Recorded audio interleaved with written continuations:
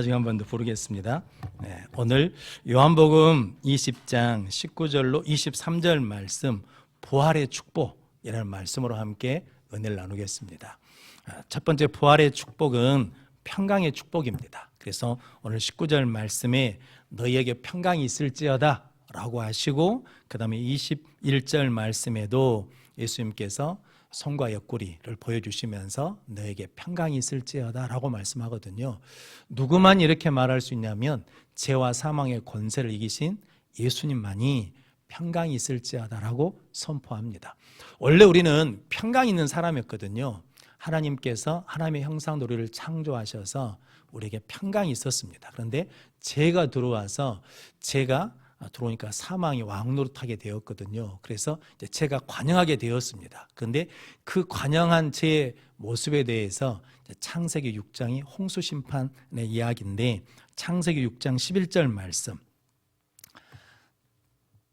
방송실 정신을 차리자고 제가 오늘 먹을 것도 갖다 줬는데 창세기 6장 11절 말씀 같이 읽겠습니다. 그때 온 땅이 하나님 앞에 부패하여 포악함이 땅에 가득한지라. 아멘. 그러니까 평강을 잃어버린 세상의 특징이 하나 있는데 그게 뭐냐면 하나님 앞에서 뭐예요? 부패예요. 그리고 포악함이 땅에 가득 찬지라. 그래서 실은 죄가 들어오잖아요. 그럼 우리가 뭐 해야 되냐면 사람이 이게 악해진다는 것은 뭐냐면 이제 거칠어졌다는 거거든요. 말도 거칠어지고 행동도 거칠어지고 포악해진다라는 거거든요. 그런데 예수를 믿고 나면 우리가 바뀌는 게 있는데 뭐가 바뀌냐면 그 포악하고 거칠었던 것들이 부드럽게 바뀐다는 거죠. 그래서 잘 아시죠? 평양에 깡패였던 김육도 목사님.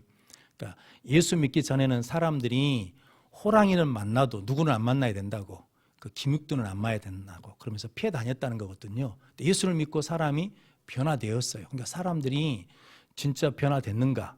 그리고 부고장을 돌렸거든요. 김육두가 죽었다고. 근데 조활하겠는데 살아서 오거든요.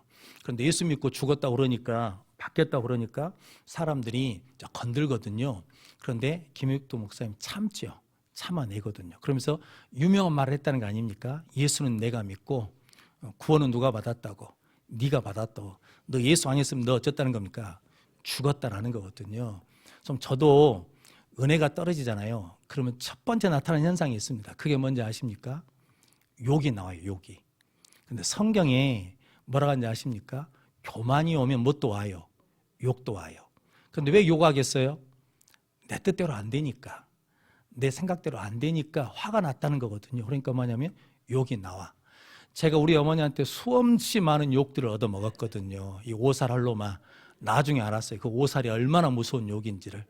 잡아먹을 놈아 막 그러면서 수많은 욕을 저주를 받았음에도 불구하고 내가 이렇게 살아있는 것은 하나님이 나에게 뭘 주셨냐면 은혜를 주셨어요.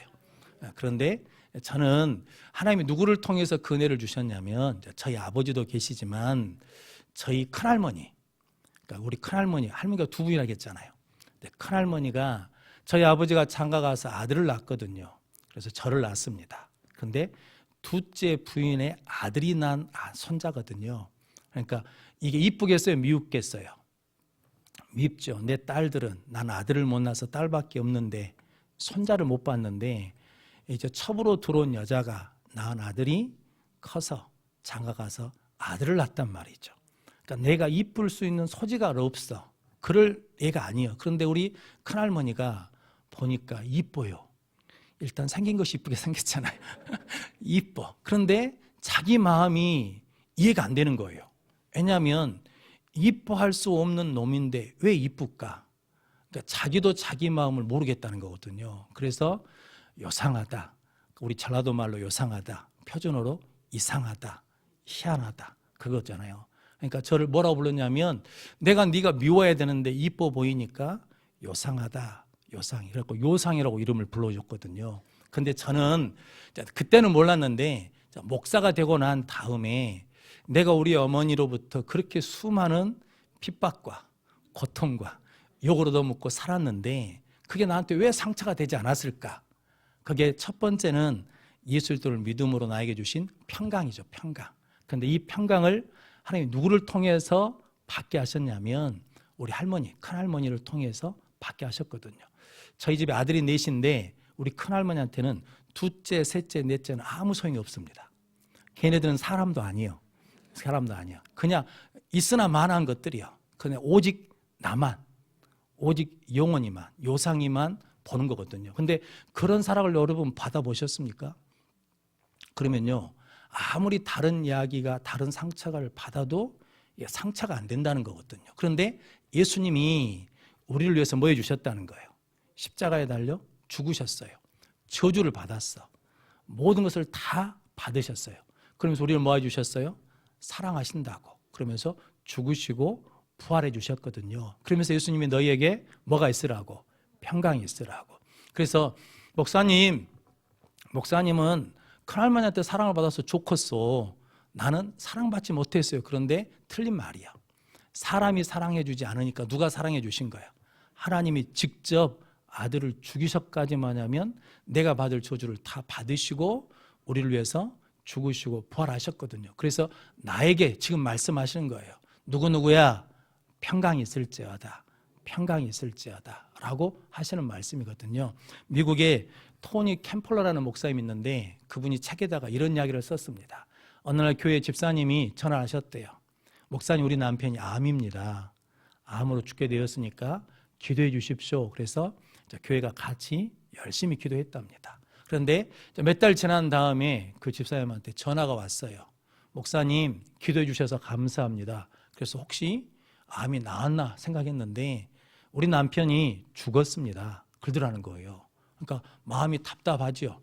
기도했는데 나았다는 것도 아니고 좋아졌다는 것도 아니고 죽었다고 하면서 전화를 했어요. 그러면서 목사님, 죽었다고 너무 심려하지 마시라고, 내가 전화 드린 것은 내 남편이 죽어서 원망스러워서 전한 게 아니라 목사님이 이렇게 기도해 주셔가지고 58에 제 나이거든요. 58에 암이 걸려가지고 그냥 원망하고 내가 이렇게 일찍 죽어야 되면서 하나님을 원망했다는 거죠. 그러면서 가족들한테 참 힘들게 했대요. 그런데 목사님이 기도해 주시고 교회가 기도해 주신 다음부터 우리 남편의 마음이 열려서 같이 웃고 찬양하고 같이 기도하면서 기쁨으로 감사함으로 하나님의 나라에 갔다는 거거든요. 그러면서 그 여집사님이 이렇게 말씀하셨답니다.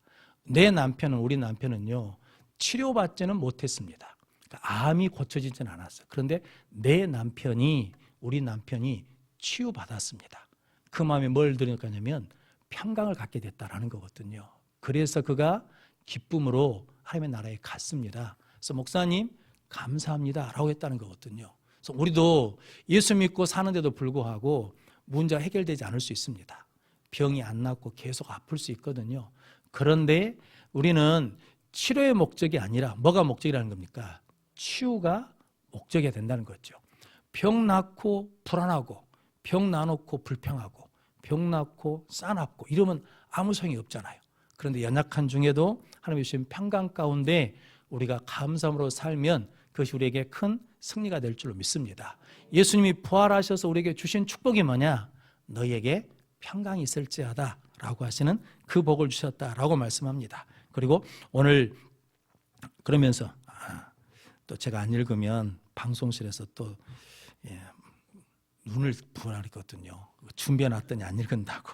요한복음 14장 27절 말씀 같이 읽겠습니다. 평안을 너희에게 끼치노니 곧 나의 평안을 너희에게 주노니 내가 너희에게 주는 것은 세상이 주는 것과 같지 아니하니라.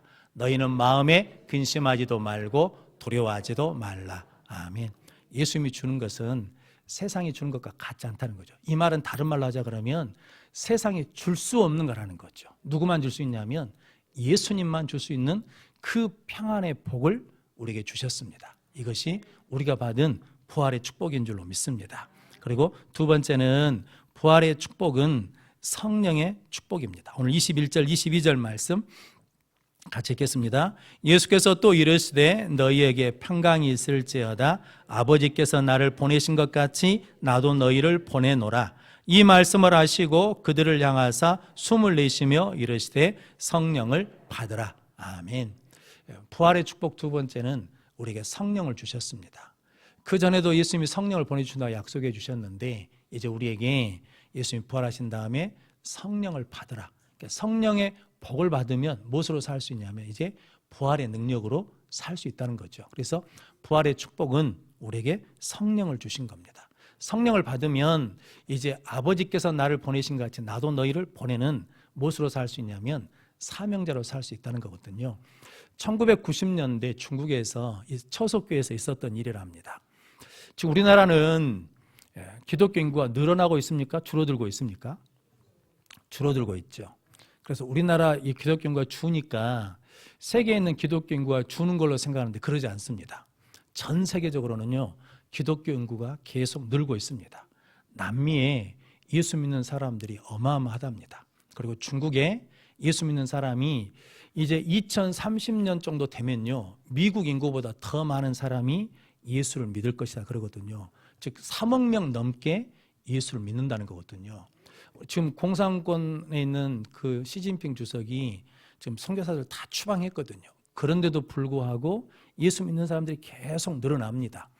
그리고 동남아시아, 아프리카 이런 데서 계속 예수 믿는 사람들이 늘어나거든요. 그러니까 실질적으로 우리가 지금 예수 믿는 사람이 줄어든다고 해서 예수 믿는 사람이 줄어드는 게 아니라 전 세계적으로는 예수 믿는 사람들이 늘어나고 있다는 거거든요. 근데 그 중국 처석교회에서 어머니가 먼저 교회를 나갔답니다. 그리고 아들이 따라 나갔는데 아들이 연애를 했어요. 근데 어디서 연애를 했냐면 교회에서 연애를 했죠. 우리 권사님들 부럽지요. 교회 와서 연애라도 좀 했으면 좋겠는데.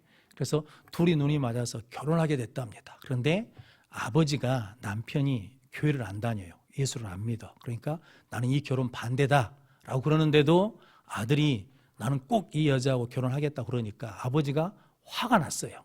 그리고 공안에다 신고를 했어요. 우리 부인하고 우리 아들놈이 교회 다닌다라고 신고를 했어. 그랬더니 두 사람만 잡혀간 것이 아니라 예비 면회 드릴 사람도 잡혀가고 교회 30명이 다 잡혀가 버렸어요. 그런데 그 당시에 중국 공안에서 교회를 다니면 어떻게 했냐면 벌금을 물렸습니다. 벌금을 많이 물렸어요. 2년치 연봉을 내라는 거거든요. 그러니까 돈을 못 내면 감옥에 가야 돼요. 그래서 30명이 감옥에 갔답니다. 근데 감옥에 가서 뭐 하겠습니까? 제때 밥 주고 제때 지어주니까 밥 먹고 기도하고 밥 먹고 찬송하고 밥 먹고 간증하고 밥 먹고 부활절 되면 칸타타하고 막 이랬다는 거거든요. 그러니까 그 감옥에 있는 사람들이 다 은혜를 받기 시작하는 거예요. 그래서 예수 믿기 시작하니까 이 간수장이 교도소 소장이 겁이 난 거예요. 그래가지고 남편을 불렀어.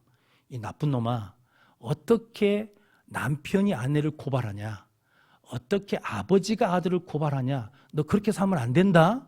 너 정신 차려. 그러면서 너 잘못한 거예요. 그러면서 다 풀어줘 버렸다는 거거든요. 그런 역사가 일어났다라는 거거든요. 근데 그게 무엇을 통해서 일어나냐면 성령의 역사를 통해서 놀라운 역사가 일어난다라는 거거든요. 그럼 성도 여러분, 우리도 실은 우리 한국에 기독교가 들어온 지 100년 좀 넘었거든요. 아직 200년이 안 됐는데 벌써 침체기를 맞이합니다. 그것은 뭐 때문이냐면 우리가 바른 신앙생활, 성령 충만한 신앙생활을 하지 않으니까 그런다는 거거든요. 그럼 여러분들이 다시 부활하신 주님을 통해서 성령을 받고 하나님이 말씀하신 그 믿음의 신앙생활을 해나가면 다시 불릴 듯 일어나게 될 줄로 믿습니다.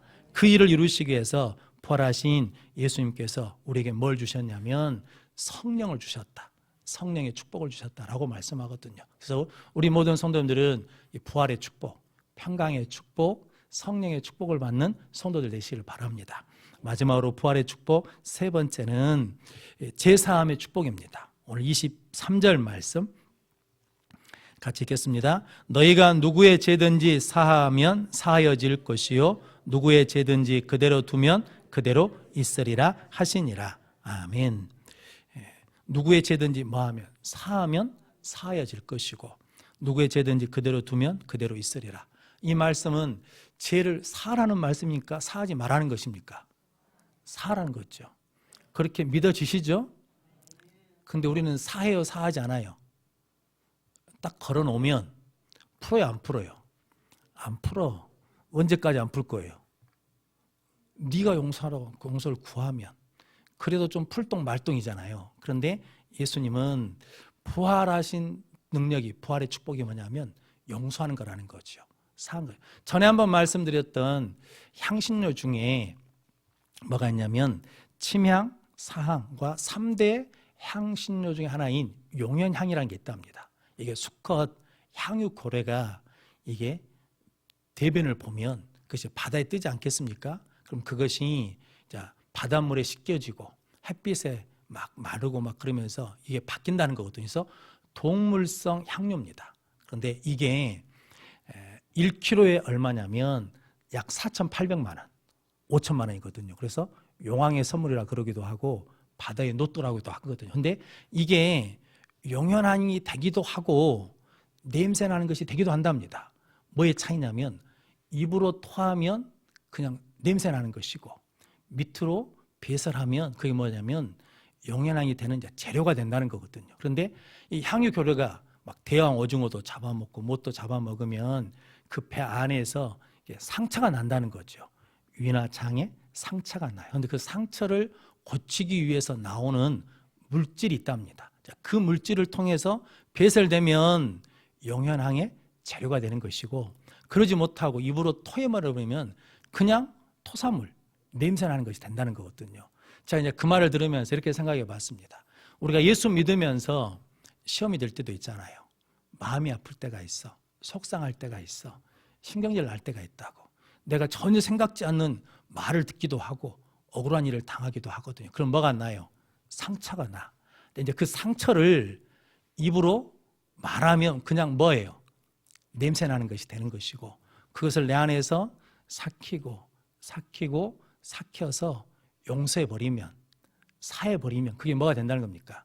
그리스도의 향기를 나타내는 향재료가 된다라는 의미거든요. 예수님께서 우리에게 부활의 축복이 뭐냐면 사할 수 있는 능력을 주셨다는 거거든요. 그래서 우리는 뭐 하시면 돼요? 나 용서해. 근데 우리는 그러거든요. 저도 경험해 보면 하나님 용서해야죠. 근데 조금 이따 할게요. 왜냐하면 저놈이 좀 힘든 건 봐야 되겠어요. 좀 어려운 걸 봐야 되겠어요. 그런데 그것 때문에 내가 죽는 거거든요.